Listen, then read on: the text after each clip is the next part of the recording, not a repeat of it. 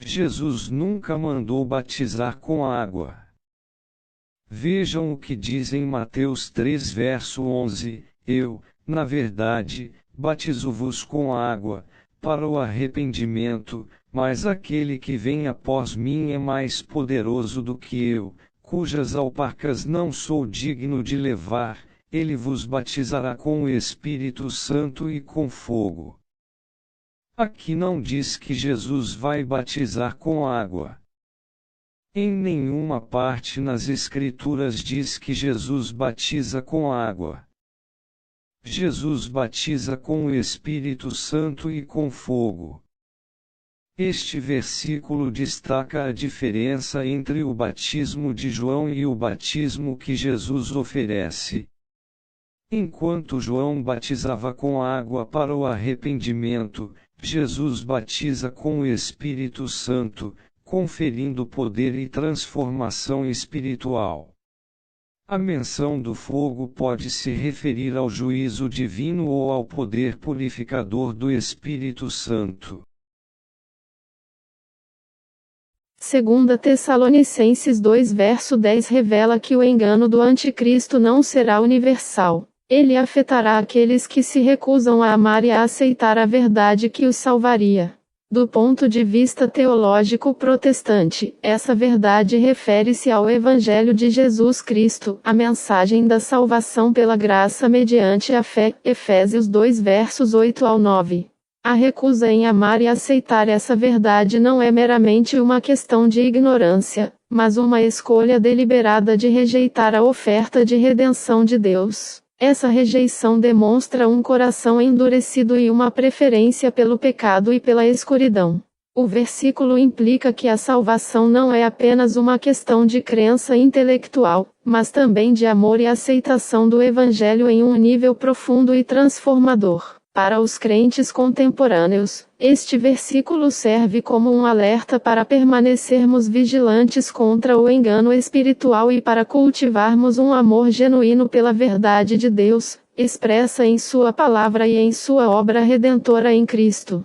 Significa também que a responsabilidade pela fé e pela salvação é individual, e que a escolha de amar a verdade é crucial para evitar a destruição.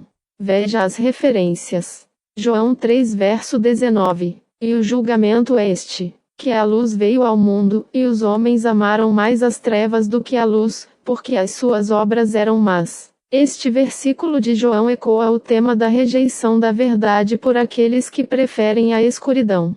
Assim como em 2 Tessalonicenses 2 verso 10, a escolha entre a luz e as trevas é apresentada como uma decisão moral que tem consequências eternas. A conexão entre os dois versículos reforça a ideia de que a rejeição da verdade não é uma questão de ignorância, mas uma escolha consciente e motivada pelo amor ao pecado.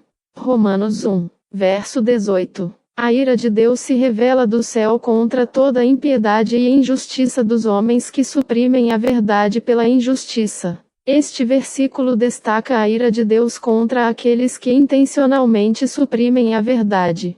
A ligação com 2 Tessalonicenses 2 verso 10 reside na ideia de que a rejeição da verdade não é apenas uma escolha pessoal, mas também uma afronta a Deus. Romanos 1, verso 18 amplia a compreensão de que a rejeição da verdade tem implicações cósmicas e atrai o juízo divino. 2 Tessalonicenses 2 verso 11 afirma que Deus fará que sejam enganados, e eles crerão nessas mentiras. Este versículo, no contexto da teologia protestante, não implica que Deus ativamente engana indivíduos inocentes. Em vez disso, ele descreve uma consequência judicial da rejeição da verdade. Aqueles que se recusam a amar e a aceitar a verdade que os salvaria, 2 Tessalonicenses 2 verso 10, já se tornaram receptivos ao engano. Deus, em sua justiça, permite que eles experimentem as consequências de suas escolhas, removendo a restrição sobre o poder enganoso do anticristo e seus seguidores. É uma confirmação divina da escolha deles de se afastarem da verdade. Este versículo demonstra a seriedade das escolhas espirituais. A recusa em amar e aceitar a verdade tem implicações eternas. Para os crentes contemporâneos, este versículo serve como um aviso. Devemos cultivar um amor genuíno pela verdade, buscar a Deus diligentemente e permanecer vigilantes contra as sutilezas do engano. O versículo nos lembra da importância de examinar cuidadosamente os ensinamentos e de nos apegar firmemente à palavra de Deus, a única fonte infalível de verdade. O capítulo inteiro enfatiza a necessidade de discernimento e de uma fé sólida baseada no Evangelho de Cristo. O amor pela verdade e a busca contínua pela santificação, guiados pelo Espírito Santo, são as salvaguardas contra o engano. Veja as referências. Romanos 1, versos 24 ao 28. Este trecho descreve como Deus entregou a humanidade às suas paixões pecaminosas como resultado da rejeição do conhecimento de Deus. Assim como em 2 Tessalonicenses 2 verso 11, aqui o julgamento divino se manifesta permitindo que as pessoas colham as consequências de suas escolhas. Ambos os versículos destacam a seriedade de rejeitar a verdade revelada por Deus e as consequências de se afastar de Ele. Provérbios 1, versos 24 ao 32. Este texto fala da sabedoria, personificada como Deus, chamando o povo, mas eles se recusam a ouvi-la. Como resultado, Deus se afastará deles em sua necessidade. Assim como em 2 Tessalonicenses 2 verso 11, Deus permite que aqueles que se recusam a ouvir a verdade sofram as consequências de suas escolhas. Este provérbio mostra que Deus não se aproxima de quem deliberadamente não o busca. Sob uma perspectiva teológica protestante e trinitária, 2 Tessalonicenses 2 verso 12 destaca a responsabilidade humana na rejeição da graça divina. Deus, em sua soberania, permite que o engano opere sobre aqueles que conscientemente escolhem o pecado e se recusam a amar a verdade. A verdade aqui é o Evangelho de Jesus Cristo, a revelação de Deus em sua plenitude. A condenação não é arbitrária. Ela é o resultado da escolha deliberada de ter prazer no mal. Isso reflete a doutrina do livre-arbítrio, embora limitado pela natureza pecaminosa, e a justiça de Deus em julgar aqueles que rejeitam a salvação oferecida. Para os crentes contemporâneos, este versículo serve como um lembrete constante da importância de buscar a verdade, amar a justiça e resistir às tentações do pecado.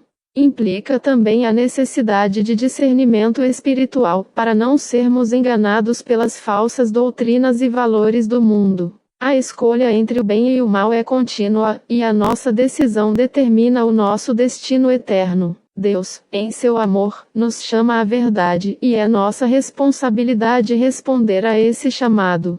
Veja as referências. João 3 verso 19. E o julgamento é este. A luz veio ao mundo, mas os homens amaram mais as trevas do que a luz, porque as suas obras eram más.